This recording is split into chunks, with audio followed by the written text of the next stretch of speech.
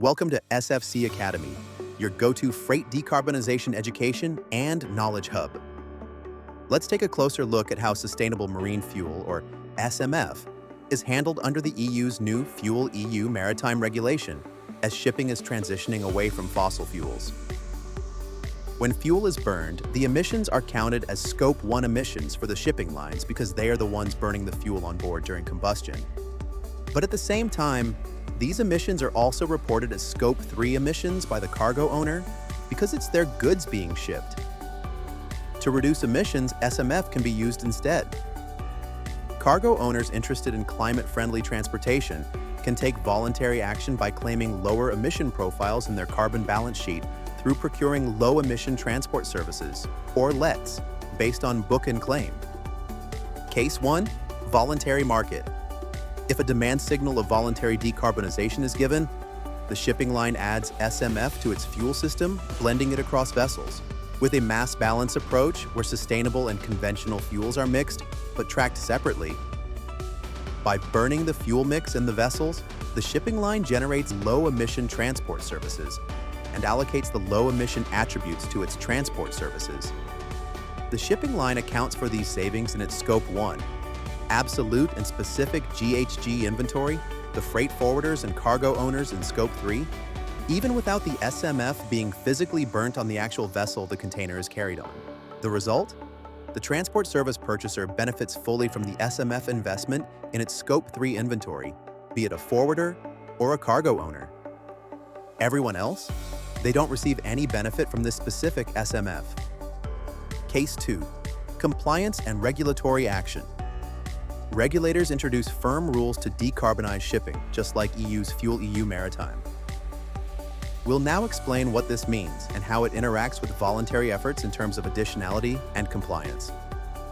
FuelEU Maritime requires ships that call ports of the European Union or those in the European Economic Area to reduce the GHG intensity of their energy use, covering all energy used on voyages and at berth in Europe, plus 50% of the energy on international legs to or from those ports, regardless of the ship's flag. Let's explore how different players benefit from emission cuts under FuelEU Maritime, starting with the regulation on its own, without the influence of voluntary carbon markets. The energy needed to move a ship is measured in megajoules, which typically comes from burning fuels in engines. Since different fuels emit different amounts of emissions when burnt, the choice of fuel is key to reducing a vessel's emissions. FuelEU Maritime requires shipping lines to reduce emissions caused per unit of energy used, measured in grams of CO2e per megajoule. Since 2025, the target is 89.34 grams CO2e per megajoule for each vessel's operation, which represents a 2% reduction from the 2020 baseline of 91.16 grams CO2e per megajoule. These targets will tighten every 5 years. FuelEU Maritime allows flexibility through 3 tools to help manage compliance, such as banking, saving overachievement for future years, or borrowing, using expected future overachievement to meet current targets. While compliance needs to be achieved on a vessel-by-vessel basis in the standard case, pooling helps balance over and underperformance across your own or other companies' fleets. For reporting, up to 50% of a ship's EU-related voyages can be virtually matched with the fuel it actually used. But for now, we'll keep it simple and not go into more detail. What matters? Any Scope 1 emissions reduction achieved by the shipping line is reflected in the Scope 3 emissions of the freight forwarder or cargo owner. When a shipping line uses SMF to comply with regulatory targets, SMF is bunkered, and by burning it, the shipping line lowers its overall emission intensity and reports this through the Clean Cargo primary data. This leads to some GHG savings for all thorough lower emissions intensities.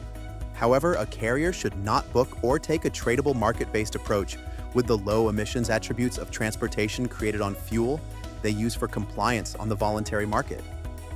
This separation is necessary to ensure market-based activities such as book and claim are beyond what is required by regulation, which is what we call the requirement of additionality. The result? All transport service buyers benefit proportionally from SMF usage. Case 3. Combination of voluntary and regulatory action. Now that we've seen both scenarios in isolation, let's return to reality. Most shipping lines use SMF for regulatory and voluntary use, making clear separation between who benefits from what essential. A shipping line may burn SMF to fulfill the target grams CO2e per megajoule, plus on-top SMF for freight buyers requesting voluntary low-emission transport services of their specific transportation. The compliance SMF is burnt by the shipping line, and its benefit is passed on proportionally to all Scope 3 cargo owners. Voluntary SMF, however, is assigned exclusively to those who paid for the low-emission transport service, providing additional, traceable emission savings. The result?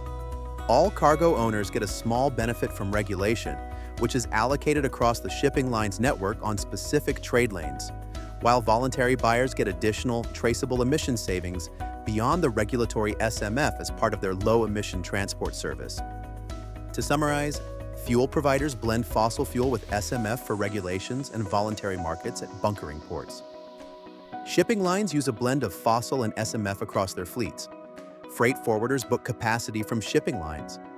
And all cargo owners get small net cuts from compliance fuel and full SMF benefits for voluntary purchases.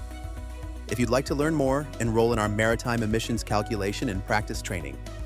Thank you for watching and for taking action together with Smart Freight Center towards a more sustainable maritime future.